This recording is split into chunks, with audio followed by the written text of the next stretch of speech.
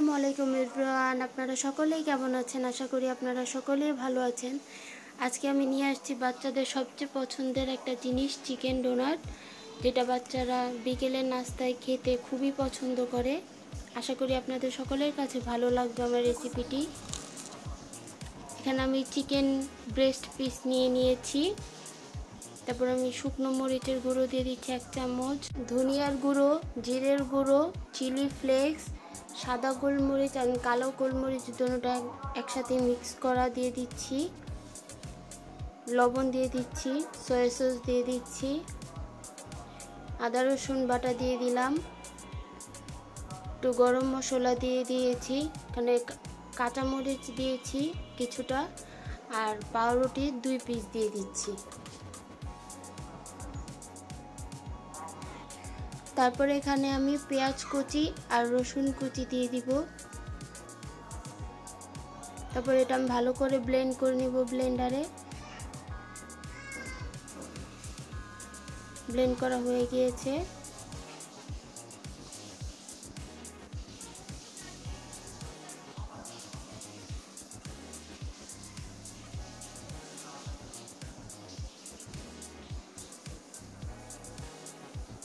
তারপর আমি এটাকে ডোনাটের শেপ দিয়ে দিব। ডোনাটের শেপ দিয়ে হাতে একটু তেল লাগিয়ে নিতে হবে, এটা যেহেতু একটু স্টিকি টাইপের। হাতে ভালো করে একটু তেল দিয়ে আমি এটাকে ডোনাটের শেপের করে নিব।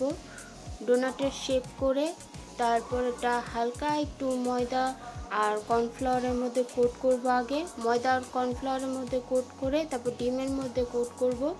ডিমের মধ্যে কোট করে তারপর আমি ব্রেড ক্রামে কোট করব ভালো করে।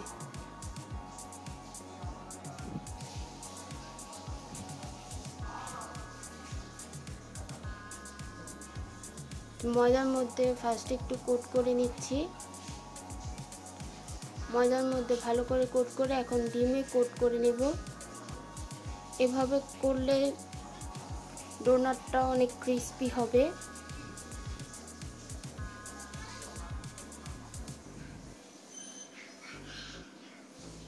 ব্রেড ক্রামে এখন আমি ভালো করে কোট করে নেব।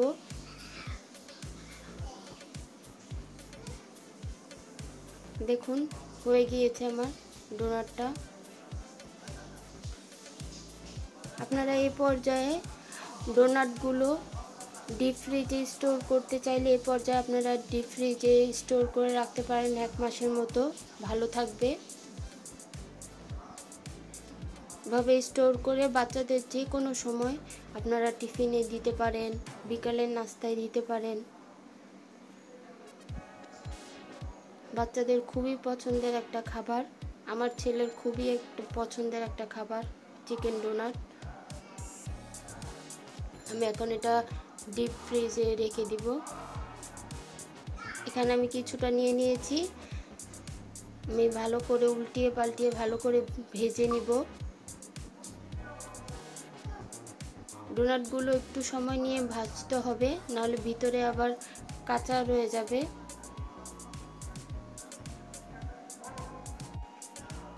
6 থেকে 7 মিনিট উল্টিয়ে পাল্টিয়ে ভালো করে আমি ভেজে নিব।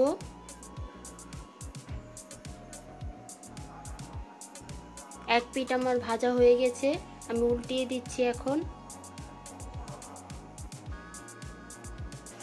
আঁচটা কমিয়ে রেখে তারপর ভেজে নিতে হবে ডোনাটগুলো।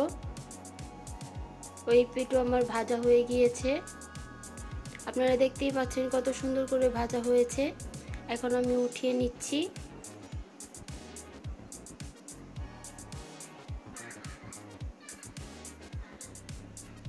আপনাদের কাছে আমার ডোনাট রেসিপিটা কেমন লেগেছে অবশ্যই আমাকে কমেন্ট বক্সে জানাবেন। আজকের জন্য এখানেই বিদায় নিচ্ছি।